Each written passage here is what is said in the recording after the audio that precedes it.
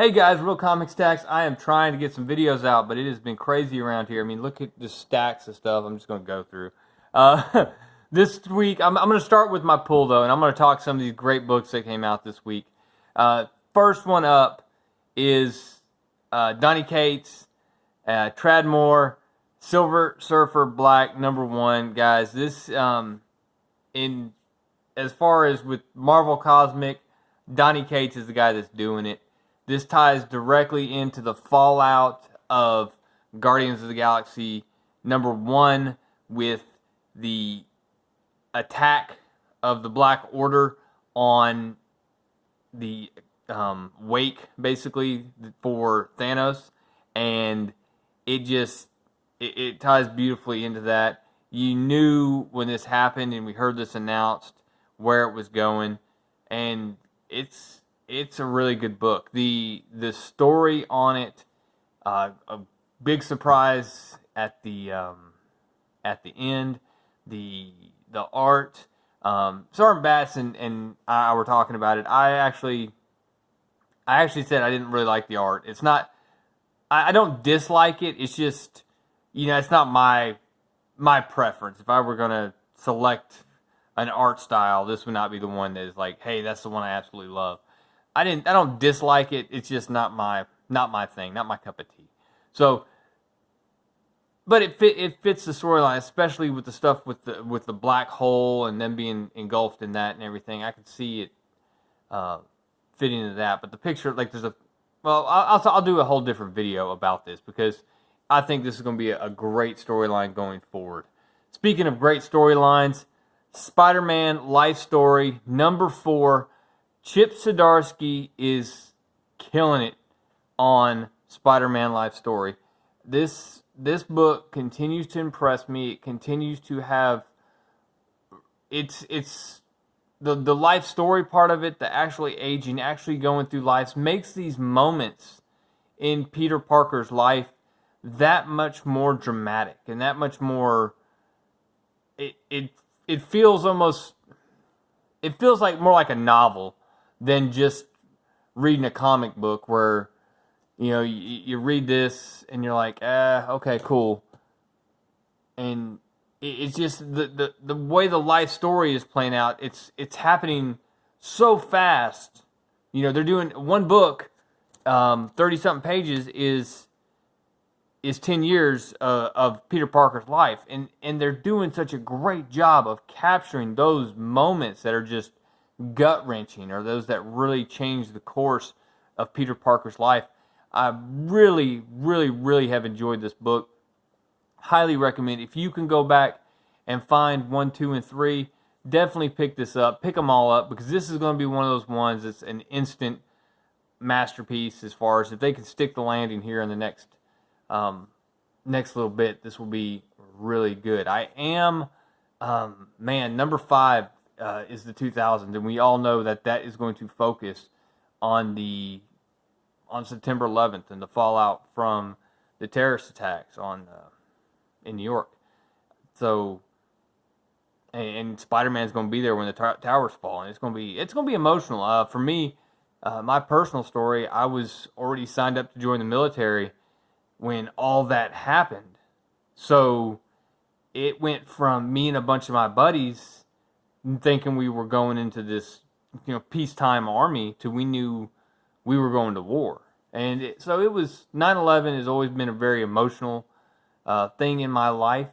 It's been, I have friends that were there the day that it was happened, and they ended up losing their lives. So it's very emotional, but I'm interested to see how they stick the landing with the 2000s, with 9/11, and how Spider-Man approaches that whole topic. Just focusing on him trying to save lives on that day is going to be interesting. Highly recommend. Go pick them up. Immortal Hulk. I got the Spider-Man variant. I honestly, kind of by accident, because I wasn't sure if I had it on my pull list or not. And actually, I don't have it on my pull list, which I'm like, what am I thinking? But so I picked up the Spidey Spider-Man variant. But the book itself is, this just continued. Al Ewing is just blowing people away with this Immortal Hulk run. It is insane. It has so many tiebacks. It is a horror genre within the comic industry. The art in it is just got these freaky 2-page spreads. This, if you're not, I mean, everybody's saying get on this, get on this, get on this. That's because you need to get on this. It's good. So definitely I highly recommend. Picked it up. The epilogue to Hunted. If you didn't read Hunted and you're waiting for trades, hey, good for you. It's day one. Man, put yourself some time on the side and get it docked out and read, because this Hunted was good. I really enjoyed Hunted.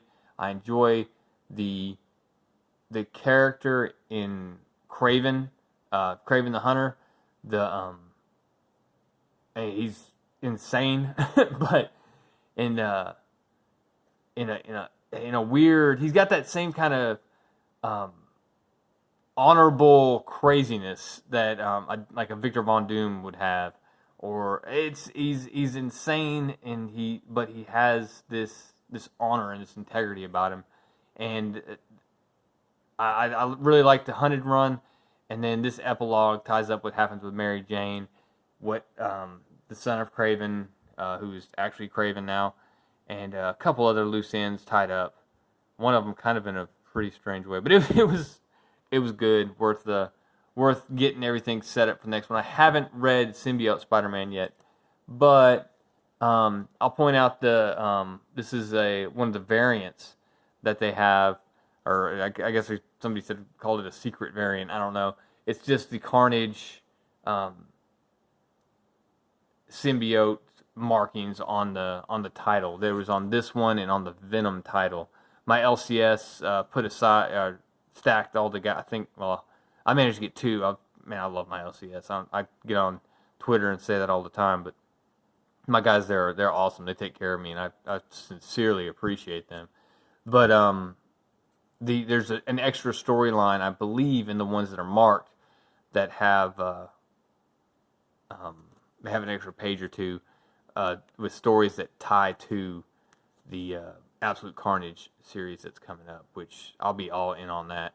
The Symbiote Spider-Man is it's like a back issue. It's like we're going back to the 80s and doing back issue stories, but like now. It's the other 2 I've read with Feature Mysterio have been good.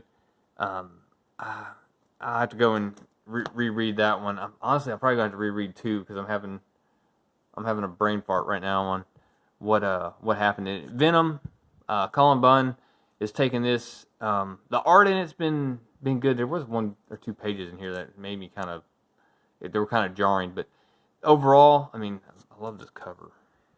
But the overall, honestly, on Venom, it's like we've been taking a break for War of the Realms. I have not been impressed by the War of the Realms event overall, and kind of just ducked out on it. It's like, man, I hope Thor's worthy again by the end of it, because I've seen him, Jane Foster's leading the way and is now the mother of Asgard, or just I don't know. Anyways, the All Mother or All Mom or whatever. But back to Venom. Venom just feels like it's taking a break because of War of the Realms, and I'm waiting for them to get back to it. We left off with Eddie Brock finding out that the symbiote was basically messing with his mind and his memories and making him this codependent individual.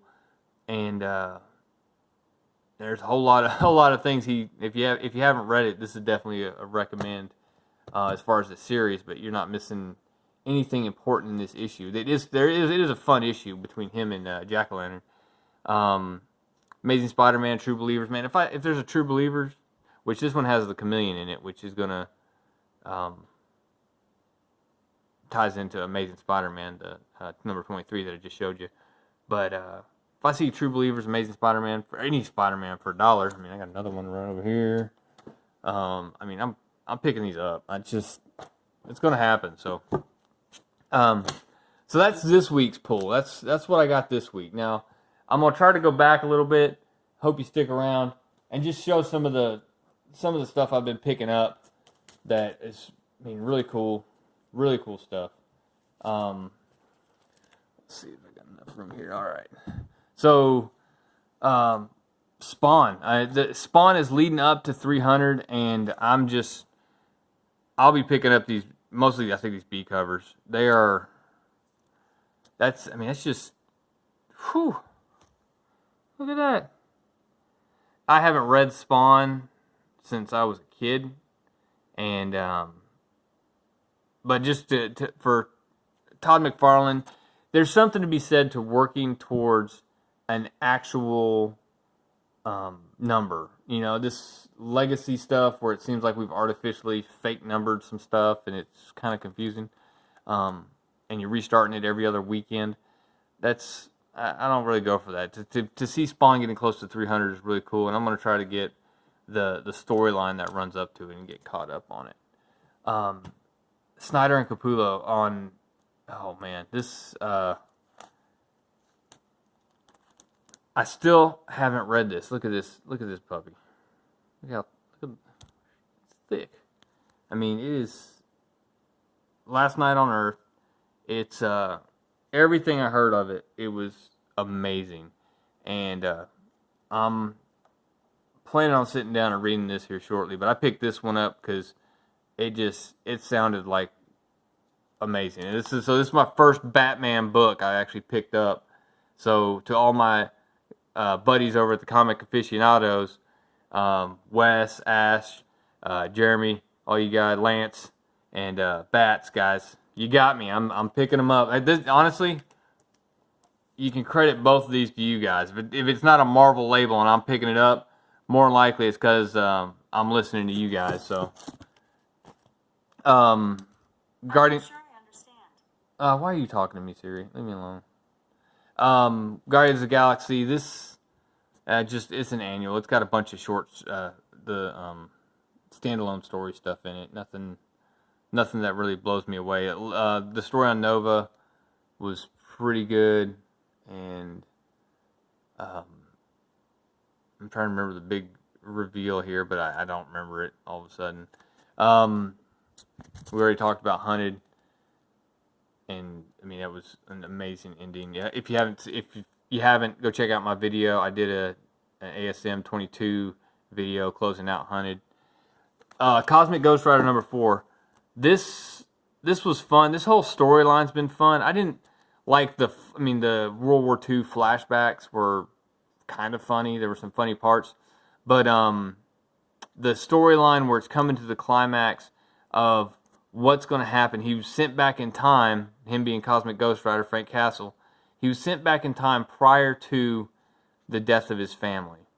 And he's hanging out at his house now. He's been, talking to his kids. He's claiming he's his uncle, who died. And Frank Castle of that timeline has just confronted him, and they're trying to figure out what's going to happen. So I'm interested to see what's going on, and Uatu's getting involved now, the Watcher. So there's no telling what's going to happen. I've enjoyed just about every Cosmic Ghost Rider issue, back to when the Donny Cates run on it. It's been a fun book. I like the character. Not everybody does, but I do, so it is what it is. Savage Avengers is, I don't know. This one I had a problem with this one because Punisher in this issue straps a claymore to the small of his back and sets it off. Now, right now, for editing purposes, let's say I put a video of a claymore going off right here. That concussion back on his spine, he's going to be, he ain't going to make it, homie. That would have done some damage on him, but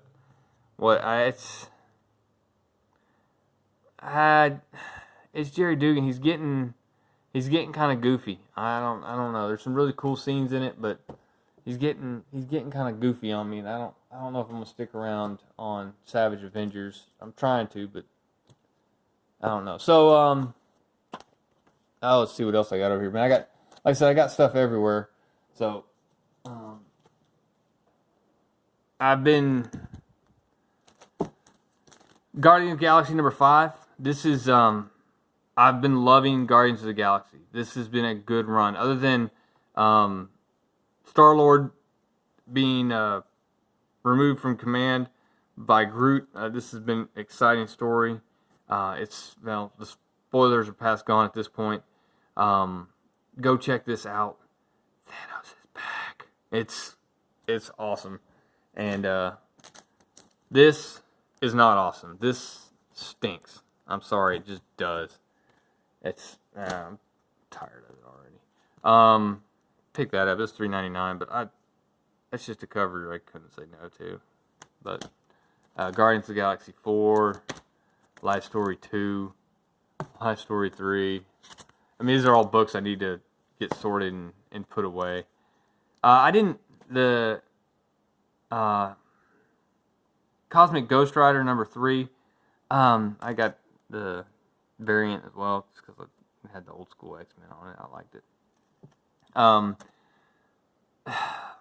I didn't really go for the X-Men one as much. I like the Spider-Man one better, and so that's just personal taste. It's like I said, this is part of our Venom holding pattern right here, and check out this cover right here. How amazing is that? This was the variant for Venom #14. Look at that thing, man. The thing is beautiful. But anyways, and then Amazing Spider-Man's. So some older books I picked up, just some Todd McFarlane, Spidey was in really good shape. I didn't pay that for it, but also I got the first appearance and cameo of Crossbones, and yeah, I didn't pay that for it either. So that was pretty cool. I'm not really on the key market so much, but I'm starting to notice them and pick them up every now and then. So this is first appearance, yay, of Crossbones. Not a major character or anything, but one that's been in the MCU, one that's been around. And then what else I got? I don't know. I probably won't flip through most of that stuff. I pick stuff. On the camera there, it probably was. For 40 cents or 50 cents when I'm diving, and I see an old Avengers book or something, and, I mean, even this has been colored on with a crown and stuff, and I'm like, 50 cents, I'll pick it up, especially if I don't have the issue, for that price, I'm not missing out, I can just kind of do the completionist thing, and pick up an issue and roll with it. Let's see, I don't have anything special in here. Yeah, I had some good ones in here. Picked up Spider-Man 200. Not a big deal, but I thought it was pretty cool. And I think that was pretty much it. Everything here. I had some old Incredible Hulk. I was like, yeah, why not? I'll pick it up. 198. Man thing on there. 192. The Lurker beneath Loch Ness. And that's pretty much it.